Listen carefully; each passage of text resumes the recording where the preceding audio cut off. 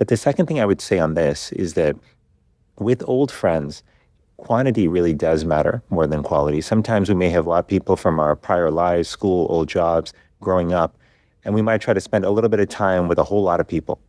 But what I would say is if you can spend a whole lot of time with a few people, that's a much better way to deepen those relationships. And sometimes that means showing up to where they are. I used to sometimes go to my married friends who had kids. I would just go over during bath time, for their kids, in the evening when they're giving them dinner. And I would just help out. I'd read stories sometimes. And then sometimes they would just come over and help me as well. And I would just tell them to put their mind at ease. Because keep in mind, a lot of parents, even though it doesn't look like this on the outside, they are actually very lonely too. Because parenting is actually quite isolating.